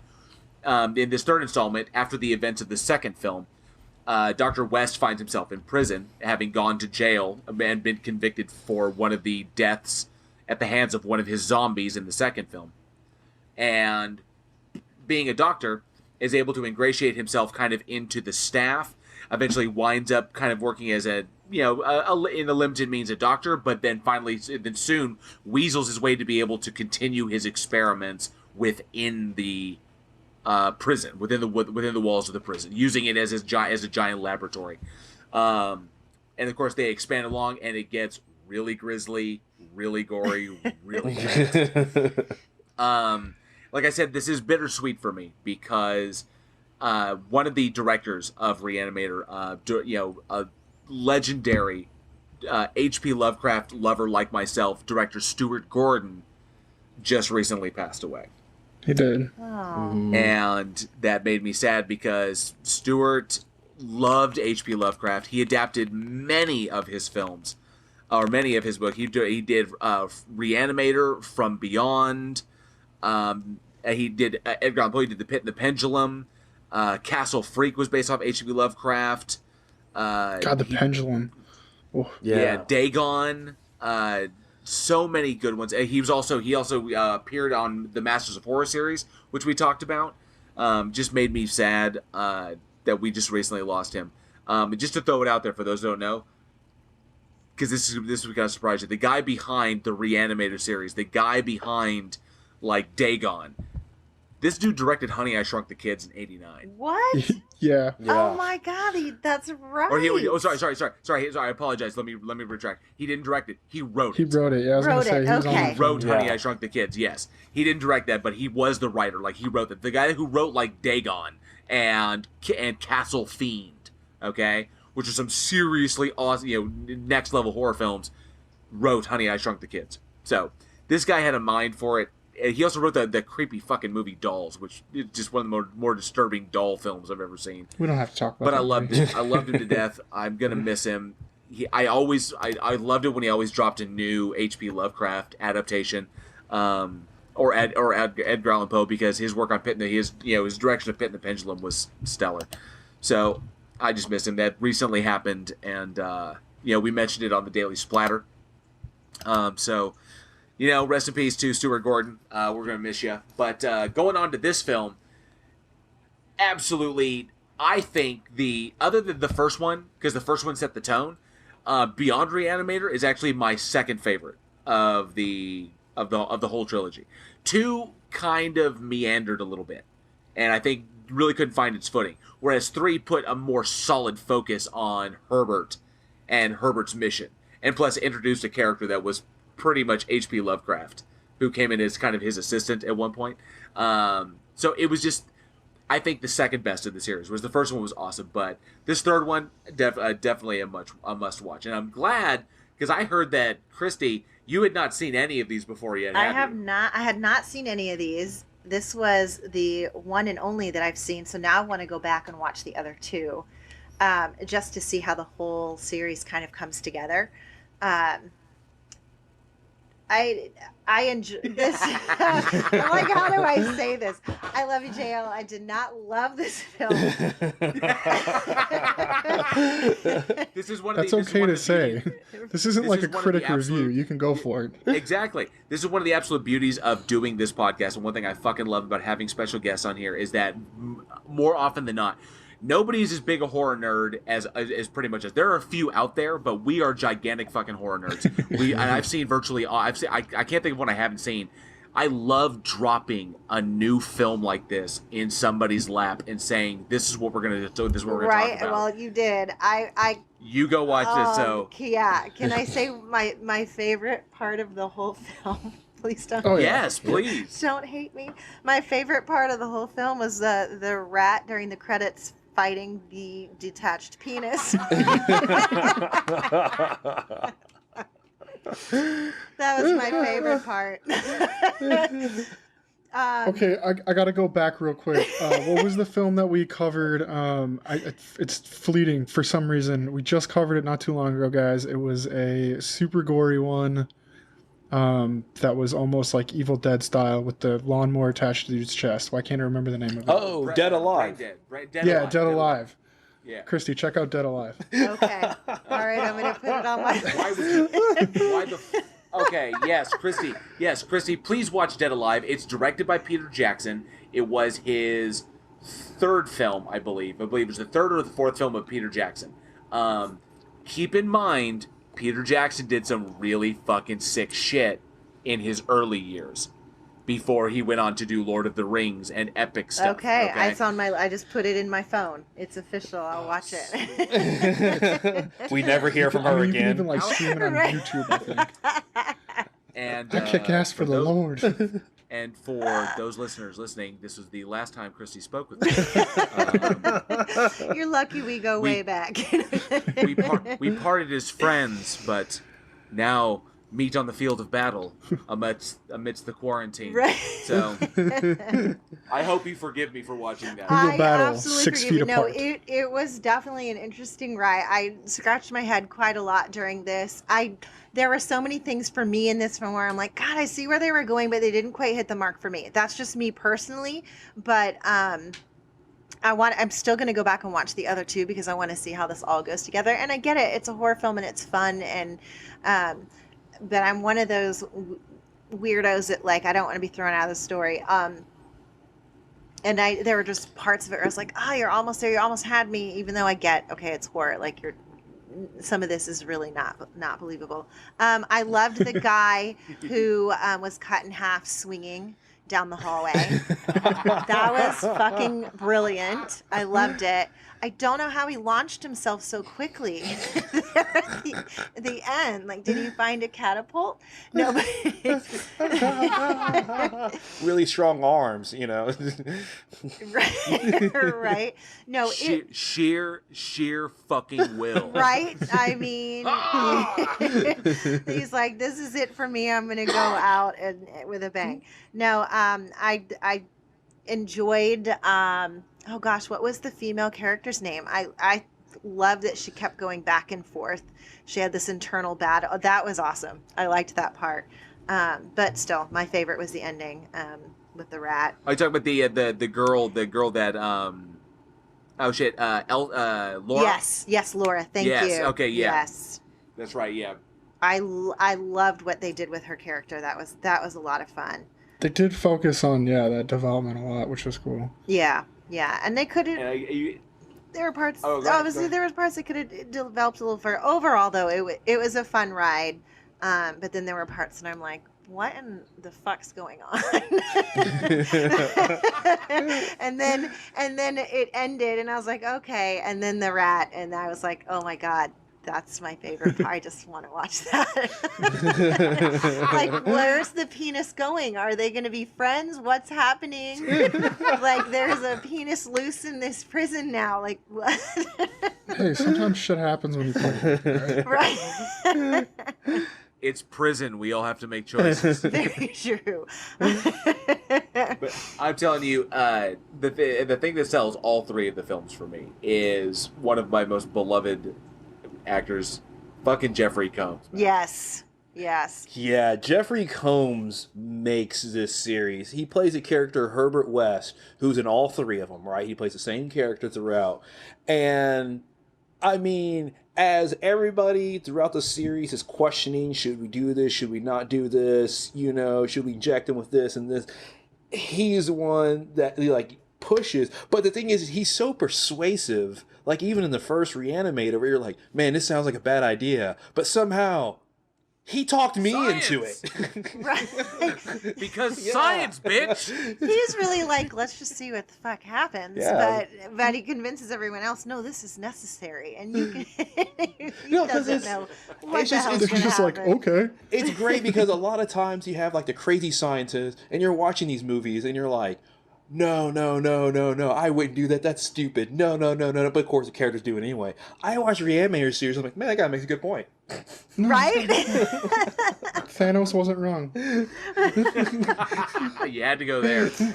But yes, but I love Jeffrey Combs' work. He's such a legendary character actor. I love that of all of his characters, I think his favorite, I mean, he did a ton of work on Star Trek, Next Generation. You can see him in that.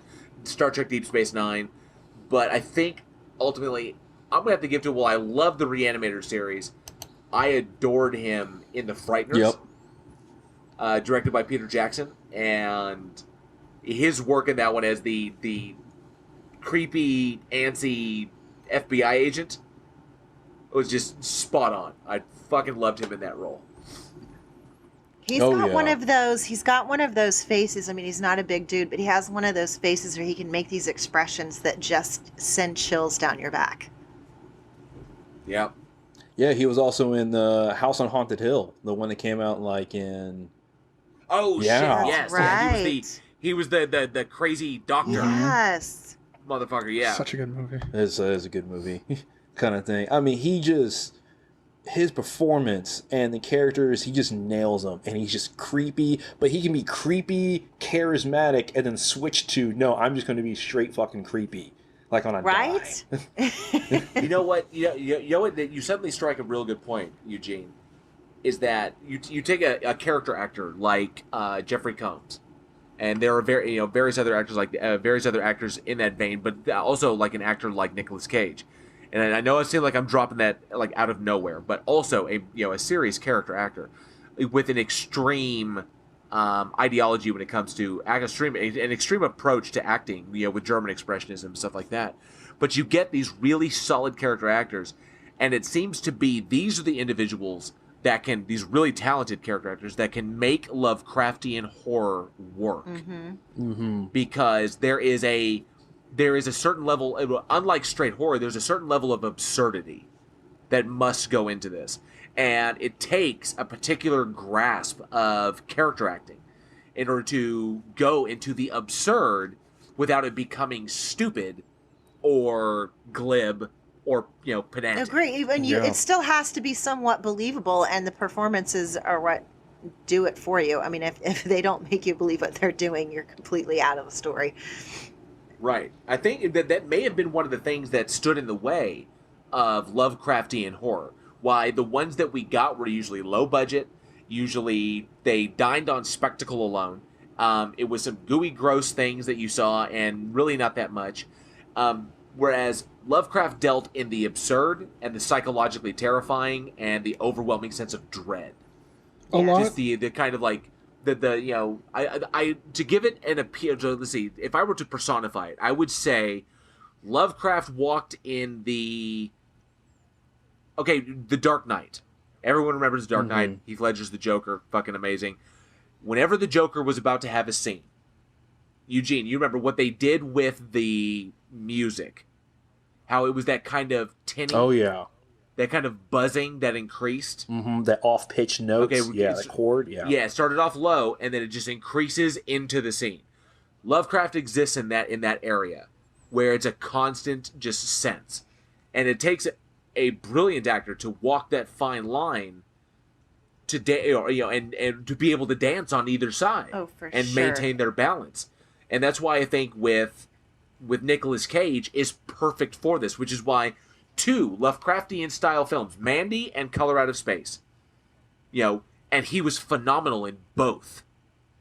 Because he captured that. I think he can play that character. So when it comes down to like Lovecraftian horror, like you said, it plays off of those things, but at the same time, it's it's playing off of stuff that you can't comprehend. It's stuff that like you're talking Lovecraft, like like Cthulhu, or you're talking Color Out of Space. A lot of it has to do with like I've noticed a lot of his stuff has to do with like the science and space and the vast universe that we just don't understand. But when it comes down, when it really pulls it in, a lot of people would say like it's like a cosmic horror. It's less about necessarily space as it is playing off of things that you cannot comprehend as a human being, because like the universe is so vast, we'd never be able to understand it. It plays off of things that we're going to go back to the coronavirus. It's something that is terrifying, and it's huge, it's out there, but it's something that we just don't know anything about.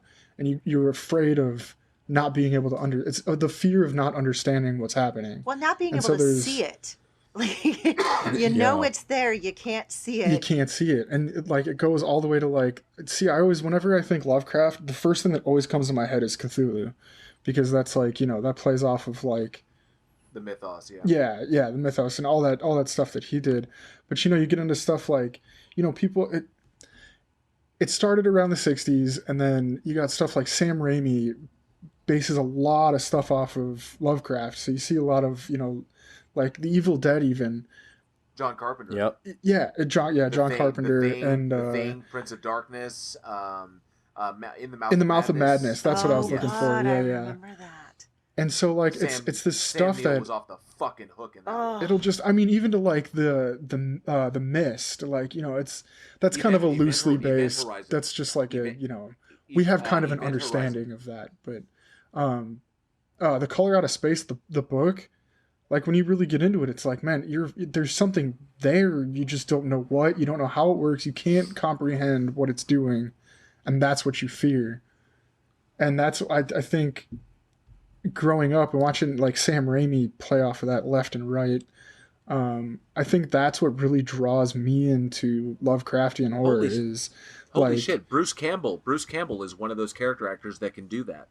Yeah, absolutely. I mean, you're talking about Nick Cage, and he played a lot of goofy roles, but he really plays I started The Color Out of Space. I did not get to finish it yet, but just the fact that he can in a scene, he can look at something and you can tell that he's terrified, but is also trying to understand it. Then you really play into those characters, because okay, I don't get what's going on, but this guy kind of seems like he knows what's happening. He's going to pursue it. I'm going to follow a couple steps behind him. And so, like, a lot of the Lovecraftian stuff is like, you get behind, you got to have a good character in there, but you can get behind somebody that's like, you know, trying to get into it. And like, when we started talking about this and Lovecraftian horror and stuff, I was really getting into it. And there was a movie called Beyond the Black Rainbow. Yes, Panos Cosmatos. It was his first one. Yeah, yeah. So, yep. This is going to be a total fucking reach, but I don't know if you ever watched, what was the one that just came out? The Black Summer. It was a zombie film that was a prequel to World War Z. Or not World War Z. No, prequel to, it was that sci-fi show. Z Nation.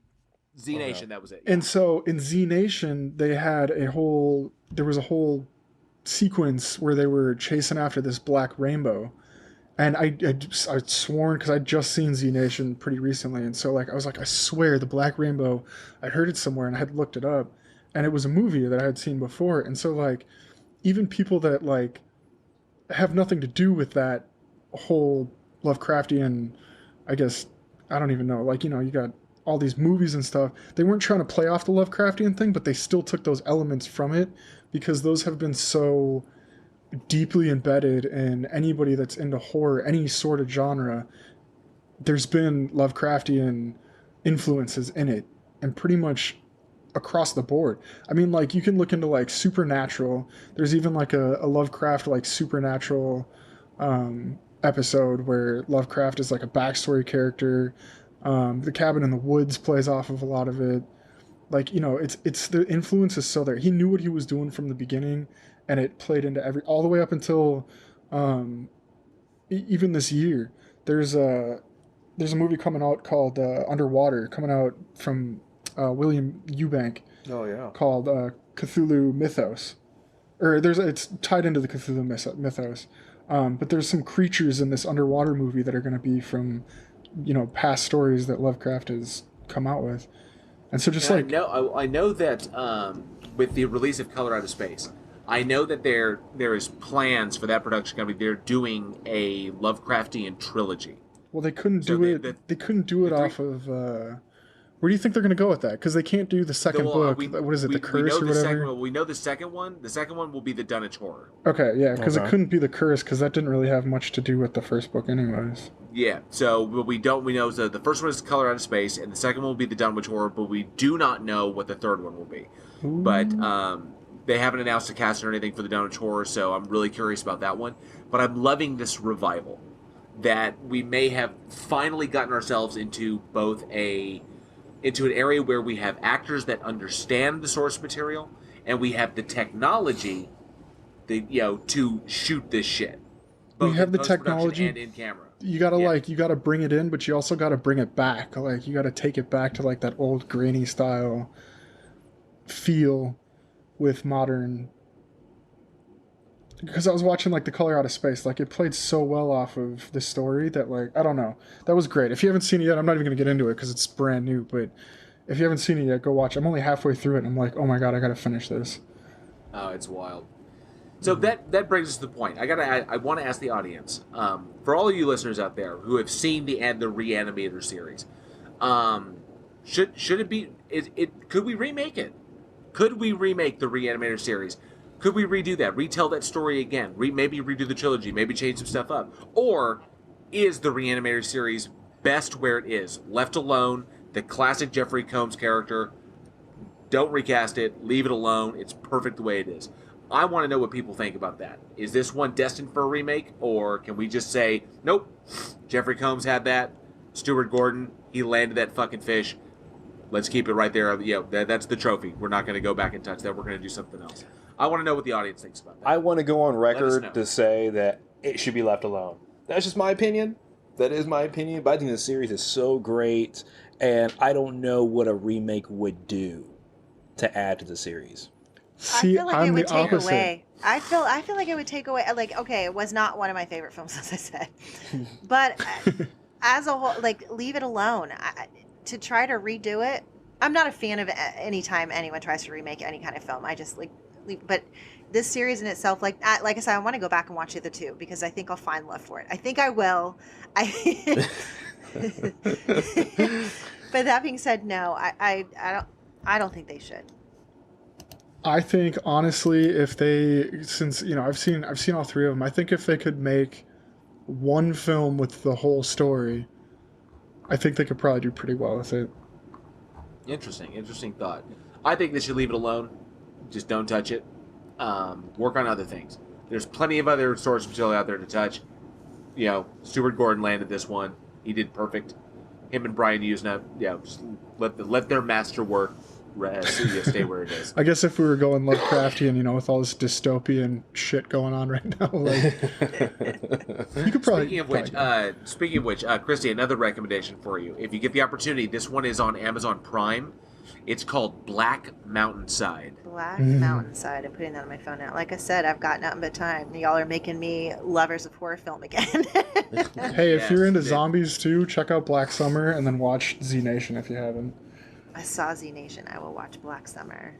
It's really hard to get through the first probably 3 or 4 episodes of Z Nation. But after you get through those first 3 or 4, the series is fantastic. And I know a lot of people that stop in the second episode. Okay, thanks for letting me know. Don't. Keep going. I know it's really hard. It's ridiculous. There's a zombie baby, and that's where people just get turned off. Don't worry about the zombie baby. Keep moving forward. It is fantastic. But yeah, like I said, that whole Black Rainbow thing, that tripped me out when I made full circle. And I was like, whoa. There's Lovecraft. All right, so moving on, we have got one birthday this week. Eugene, who do we have? We have one of the most iconic actors of all time, right? His first film credit is in 1953, and he's still putting out movies to this day, right? He already has 2 that are in post-production, right? And hey, don't fuck his name up or he'll stab you in the face with a saw. I know, he'll just appear behind you. But I see what you did. I like it. Well, born March 31st, 1943, we have Christopher Walken. Yes. One of the greatest of all time. One of the greatest. Still pumping movies out. Man, All he over is the on place. my list of people I would love to work with. Truly. I love it. I love you when you say his name and his filmography just runs through your head. Right? And I'm talking everything from fucking Annie Hall To Balls of Fury. to Balls of Fury to the Prophecy series. And In China, they call God it ping damn. pong. Ping pong. We can leave off when he did Peter Pan Live. Let's not. We didn't I even wasn't talk gonna bring about that it. up. You brought it up. I want to give some props as far as horror movies goes. He did the Prophecy films where he played Gabriel, and I thought he was brilliant in that. The Prophecy is one of my favorite. Is also up there one of my favorite films. With Christopher Walken as Gabriel and Elias Koteas as the protagonist Tommy, and of course Viggo Mortensen as the devil in that one. For those who haven't seen it. I love the Prophecy series, but one of his best films. I know a lot of people are going to say Deer Hunter, or motherfuckers are going to say Dogs of War, or True Romance, because he was amazing in True Romance. I really fucking loved him in The Dead Zone. I was fixing to say I was going to say, are you going to say Dead Zone? Yeah. Yes, The Dead Zone. I recently rewatched that because it was just kind of I was sitting around. Angela had never seen it. And I was like, oh, you've got to check this out. Because, it was the weekend. We had nothing to do. It was like, oh, we're going to watch The Dead Zone.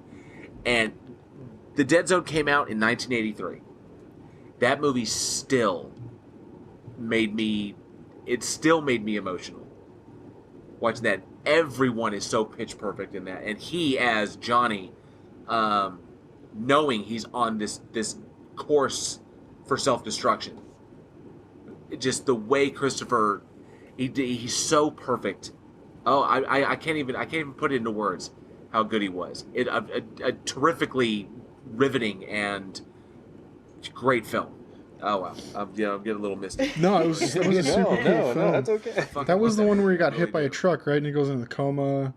Yeah. Yeah, and then when he shakes people's hands, you can see their past, present, future. So wild. That's super cool. And Martin Sheen and fucking Martin Sheen played the psychotic politician who's going to lead the world to World War III. And then Johnny glimpses that and has to do something about it. Oh my God, it's such a build. And then the kids on the ice. Yep. And he saw it just kills me every time. He was such a. I mean, you see him in stuff like Seven Psychopaths, or you see him in True Romance, or Pulp Fiction, where he's got that gruff voice. Like that. I'm not going to try and do Christopher Walken right now because I'm just But he showed this incredible vulnerable side that you just don't see coming from him. He was quiet. He was reserved. It was but he was vulnerable. He was emotional. You could see it. And it just such a stunning display and a true testament to the actor's talent. Because obviously later on, he's gotten kind of pulled into the Christopher Walken. This is what Christopher Walken is. And, stuff like Suicide Kings. Mm-hmm. Where he just kind of plays that same kind of role, that same kind of approach. But Dead Zone, he got to break away from that and do something completely different, which I love. And then, of course, you throw in stuff, like fucking, he was in Batman Returns and, View to a Kill and all kinds of shit where he just plays the fucking Sleepy Hollow. Yeah, Sleepy Hollow. Oh, man, that's right.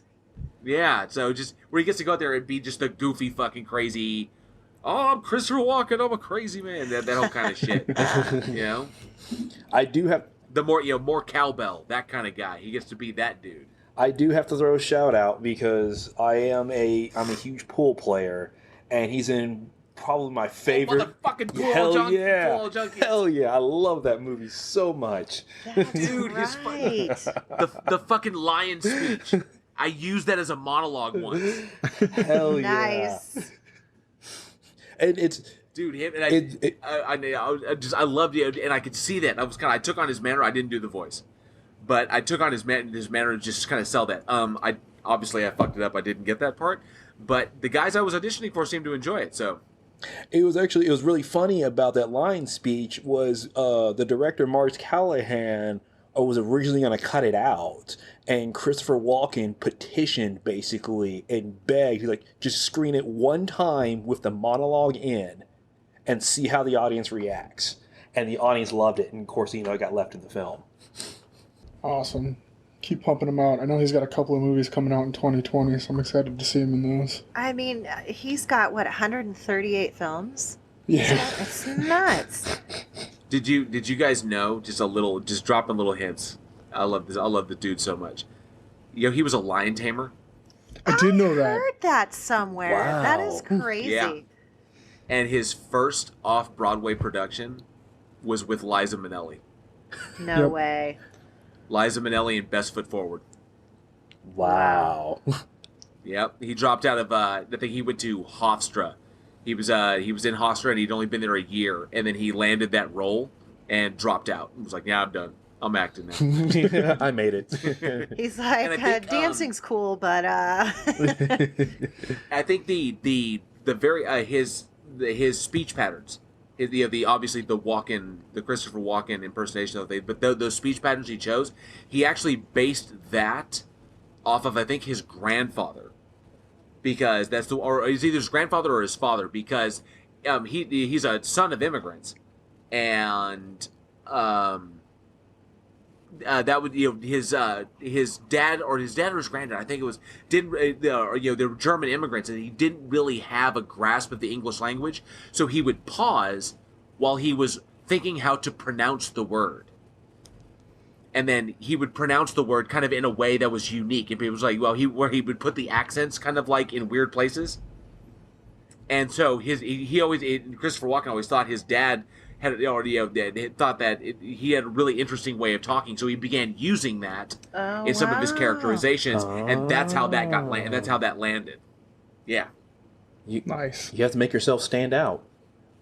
that's true. I'd like to give him one shout out on a film that I particularly enjoyed because I'm a Sean Connery fan, and ended up seeing him in this movie called The Anderson Tapes. It was released in like 71, I believe. But yeah, that's one of my favorites. It's not a horror movie or anything. It was just like a cool movie to watch. That's bad. I'm going to check that out. Yeah. Yeah, he's Sean Connery plays this guy Duke, and he's like in prison for just a certain amount of time, and he comes out and ends up like shacking up, I think, with his girlfriend, and they plan on like robbing the whole building, and it's like a cool kind of crime thriller movie. You fucking think about that. He worked with Sidney Lumet. And that's something to say. I mean, fucking the people he has worked with. You're looking at his filmography. You know, Woody Allen, Jonathan Demme, John Irvin, David Cronenberg, fucking Robert Redford. Just the Everyone. He's worked with everyone. I'm just looking at it. It's like it's a dream come true, and from an actor's perspective, from just any kind of creative type, to be immersed in that, and you know, you can see he loves what he does. I love watching him. You can tell he throws himself into everything he does. King of New York, I have to give him some props for. I really enjoyed King of New York. That's another good one. Yeah.